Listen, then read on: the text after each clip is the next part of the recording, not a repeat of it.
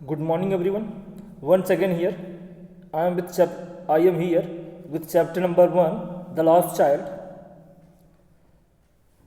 So let us start the remaining passage.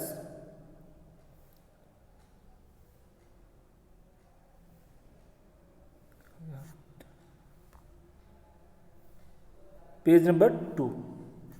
He ran towards his parents. He means he has been used for that child. यहाँ पे ही का मतलब वो जो छोटा बच्चा है उसके लिए यूज हुआ है. He ran towards his parents gaily and walked abreast of them for a while.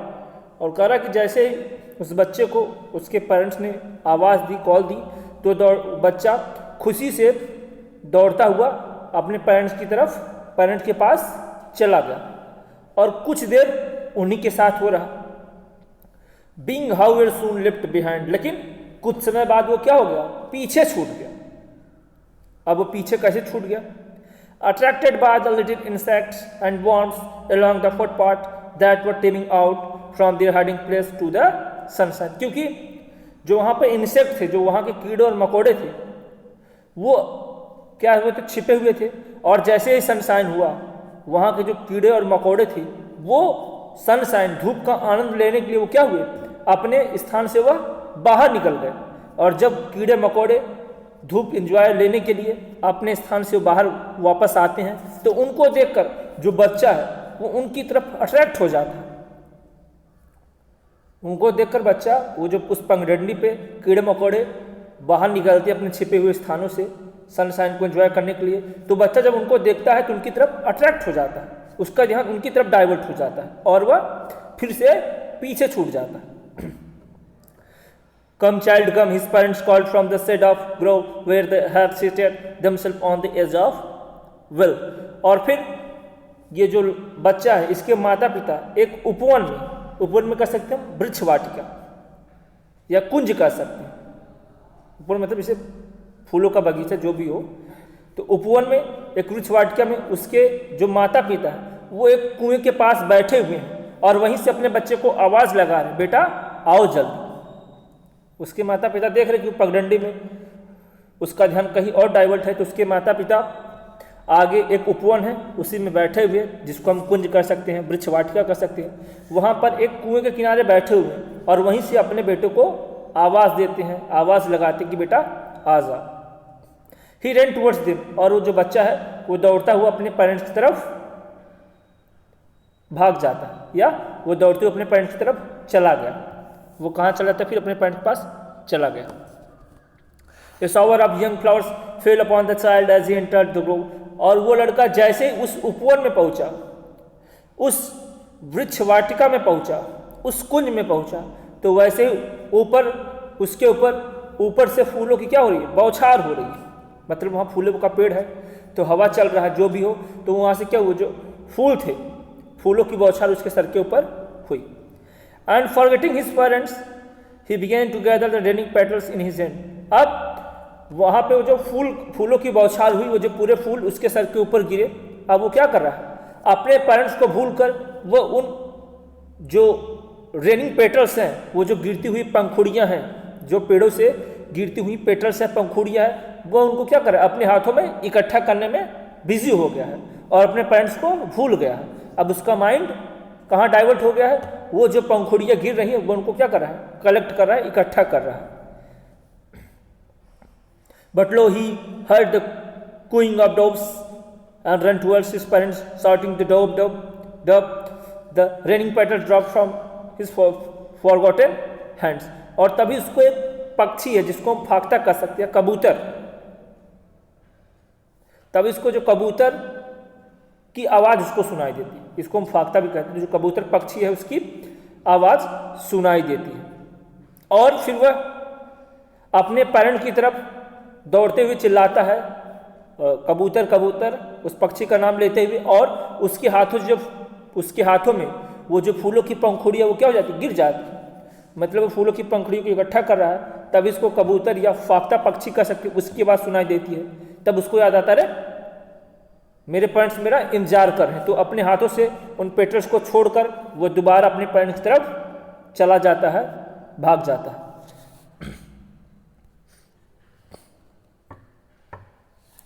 Come child come, they call to the child. अब उनके जो पेरेंट्स से बुलाते, बेटा आ जाओ। Who had now gone running in a wild capers round the banana tree, जो कि उनका जो छोटा लड़का है, वो बच्चा, वो जो बनाना ट्री है, जो बरगद का वृक्ष है, उसके इर्द गिर्द घूम रहा है, उसके इर्द गिर्द चक्कर लगा रहा है, दौड़ लगा रहा है। And gathering him up they took the narrow winding footpath which led to the fair through the mustard fields. और उसके बाद उसके जो पिताजी हैं उसको क्या करते हैं, अपने गोद में उठा लेते हैं। अब वो जो सकरी पगडंडी है, अब वो उस पगडंडी से जाते हैं, वो पगडंडी सरसों के खेतों से होते हुए मेले की तरफ जाती है। अब उसके पिताजी ने उसको अपने गोद में उठा लिया, क्योंकि अब ये जो पगडंडी है ये बहुत ही सकरी है, और ये सकरी पगडंडी सरसों के खेत से जाते हुए किस तरफ जाती है, मेले की तरफ जाती है।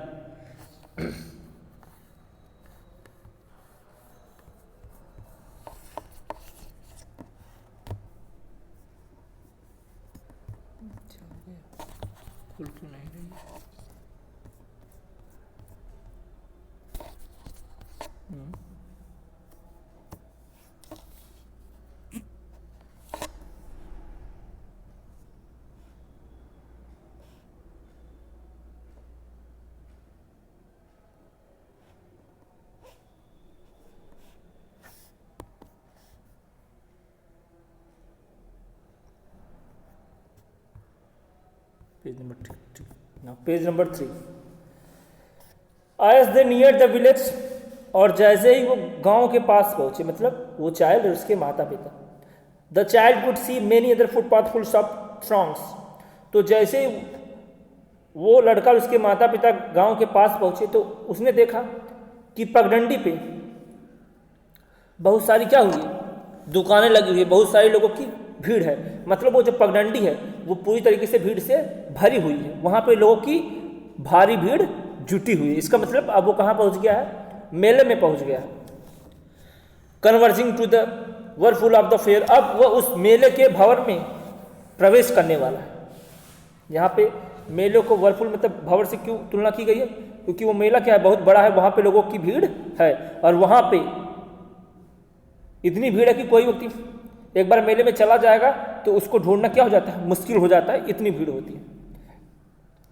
Unfailed at once, repelled and fascinated by the confusion of the world he was entering। अब वो जो लड़का, वो जो मेले में एंट्री कर रहा है, मेले में जा रहा है, तो उस मेले की दुनिया से वो पूरी तरीके से क्या है, आकर्षित है, चकाचौंध है। और जो वहाँ पे मेले में शोरगुल भी हो रहा है, उस शोरगुल से भी वह हताहत है, आकर्षित है। और वहाँ पे मेले में जो तरह तरह की दुकान लगी है, वो उसको क्या कर रहे हैं, आकर्षित कर रहे हैं। A sweetmeat sell rock, gulab jamun, rasgulla, barfi, jalebi at the corner of the entrance. अब उसी एंट्रेंस के, अब मेले का जो प्रवेश द्वार है, उसी के कोने पे एक मिठाई वाला खड़ा हुआ है, ठेले पे एक मिठाई वाला मिठाई लगाया है और चिल्ला रहा है, जोर जोर से बुला रहा है, गुलाब जामुन, रसगुल्ला, बर्फी, जलेबी। वो क्यों चिल्ला रहा है, ताकि लोगों का जो ध्यान है वो उसकी तरफ क्या हो, डाइवर्ट हो, अट्रैक्ट हो, और लोग उसके मिठाई को खरीदने के लिए आए। And a crowd pressed round his counter at the foot of an architecture of many coloured sweets decorated with lips of silver and gold. और वो एंट्रेंस के कॉर्नर पर ही जो मिठाई वाला वो चिल्ला रहा है कि गुलाब जामुन, रसगुल्ला, बर्फी सब कुछ खरीद लो। तो जैसे वो चिल्लाता है, पूरे लोगों की भीड़ उसकी दुकान के पास जमा हो जाती है।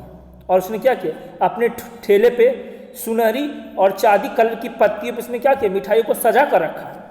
उसने उस ठेले पर सुनहरी और चांदी कलर की जो पत्तियां हैं उस पर मिठाइयों को सजा कर रखा है, बहुत सारी मिठाई को सजा कर रखा है। और जैसे आवाज़ देता चिल्लाता है, लोगों की भीड़ उसके ठेले के पास जमा हो जाती है। द चाइल्ड स्टेयर्ड ओपन आइड। अब जो लड़का है वो एक मिठाई को देखता ही रहा। अब जो लड़के का ध्यान है वो बर्फी और मिठाई की तरफ चला गया। अब एकटक लगातार उस मिठाई को देख ही रहा है। And his mouth watered for the barfi, और उसके मुंह में पानी आ रहा है, सोच रहा है काश बर्फी खाने को मिल जाए। That was his favourite sweet, क्योंकि जो बर्फी थी वो उसका फेवरेट मिठाई था। तो सोच रहा है, उसके मुंह में पानी आ रहा है, सोच रहा है काश ये बर्फी मुझे खाने को मिल जाए, क्योंकि बर्फी क्या है, उसकी फेवरेट मिठाई है। I want the barfi, he slowly murmured, और उसने धीरे से बुदबुदाते हुए कहा, मैं उस बर्फी को खरीदना चाहता हूं, मुझे वो बर्फी चाहिए।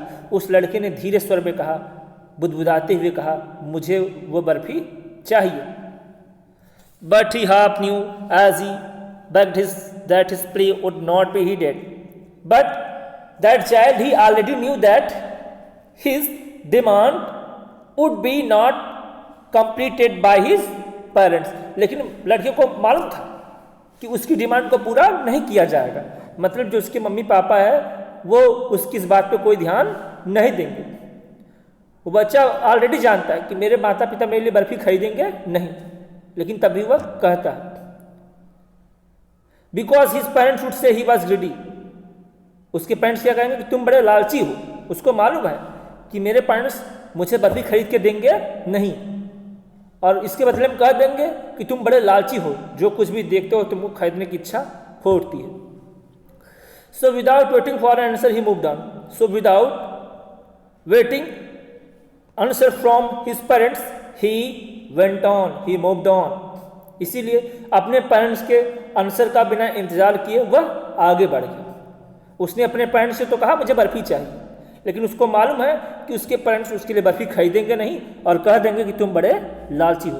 तो उसको मालूम था कि रिजल्ट क्या होगा, उसके पेरेंट्स कोई रिप्लाई नहीं करेंगे। तो अपने पेरेंट्स के जवाब की प्रतीक्षा किए बगैर वो क्या हुआ, आगे बढ़ गया। वो जान गया कि मुझे बर्फी ये खरीदने वाले नहीं।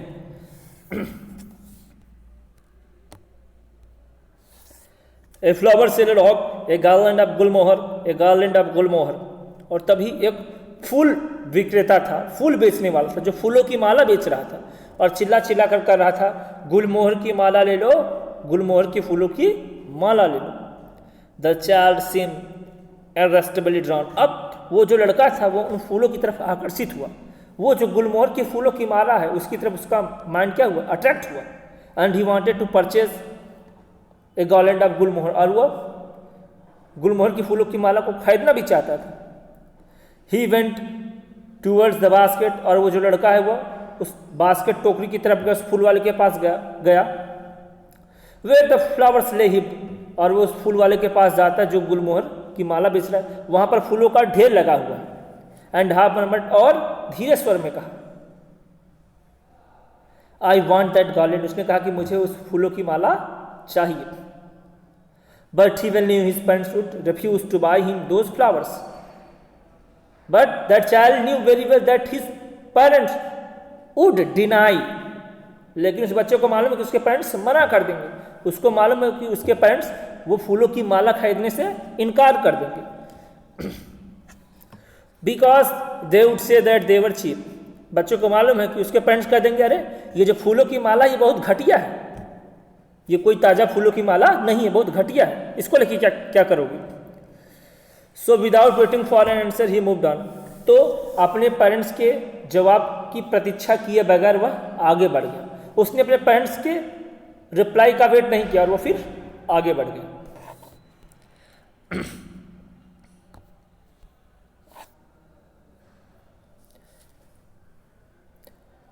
A man stood holding a pole with yellow, red, green and purple balloons flying from it.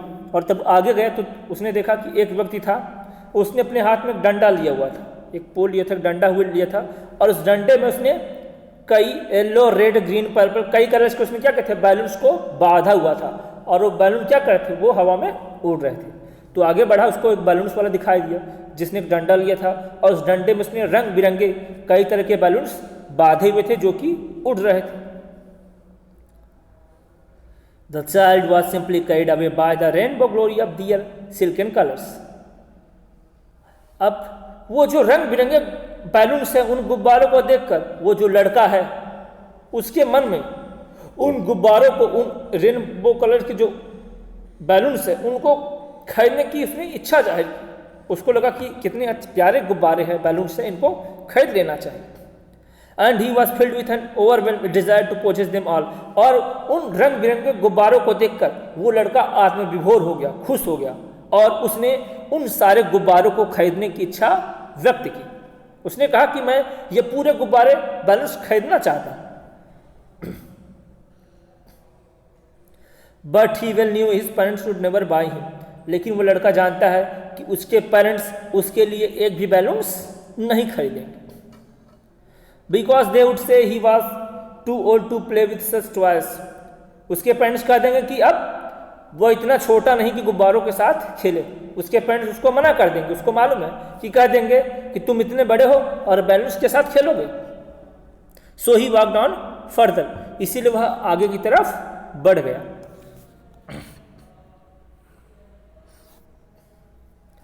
A snake charmer stood playing a floor to a snake which called itself in a basket. आगे बढ़ा तो एक सपेरा था, snake charmer था, और उसने एक टोकरी में सांप रखा था, और वो सपेरा उस टोकरी में जो सांप बैठा हुआ था ऐसे कुंडली मार के, तो उसके सामने सपेरा क्या कर रहा है, वो बीन बजा रहा है। अपनी जो बीन है उसको क्या कर रहा है, वो बजा रहा है।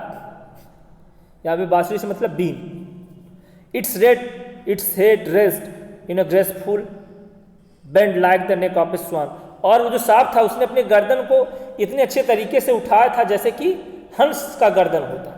हंस देखते हो ना, उसका गर्दन से उठा रहता है पतला सा, तो वो सांप भी उसी मैनर्स में, उसी वेश में अपने उसने क्या किया था, गर्दन को, सर को उठाए हुए था।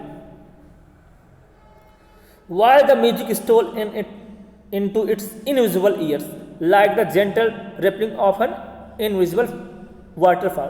देखिए यहाँ पे इनविजिबल ईयर्स क्यों लिखा है, अदृश्य का क्यों लिखा है इनविजिबल ईयर्स, क्योंकि जो सांप होते हैं उनके पास कान नहीं होते, जो सांप होते हैं उनके पास कान नहीं होते, इसीलिए क्या लिखा है, इनविजिबल ईयर्स। तो जो सांप है उसके अदृश्य कानों में वो जो बीन की जो म्यूजिक है वो एक अदृश्य झरने की बात क्या करी, लहलहा रही है उसके कानों में, वो बीन की जो गूंज है वो क्या कर रही है, जा रही है, वो उस बीन की साउंड को वाइब्रेट कर रहा है, फील कर रहा है वो सांप। The child went toward the snake charmer. अब वो लड़का उस सपेरे की तरफ वो गया, उसकी तरफ वो चला गया। But knowing his parents had forbidden him to hear such coarse music as the snake charmer played.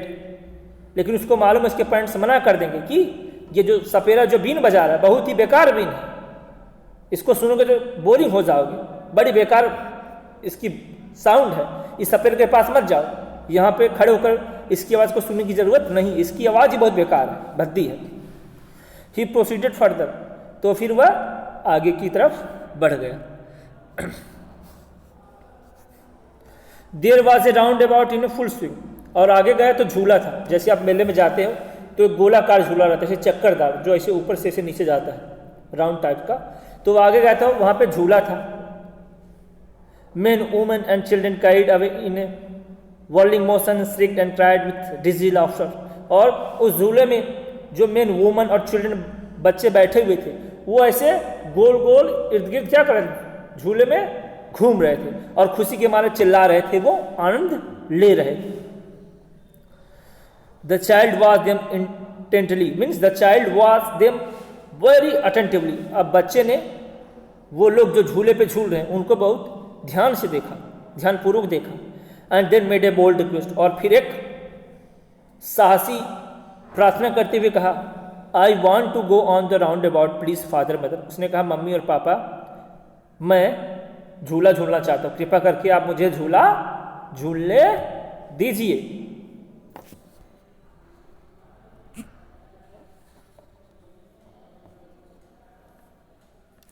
तो आज यहीं तक, थैंक यू everyone।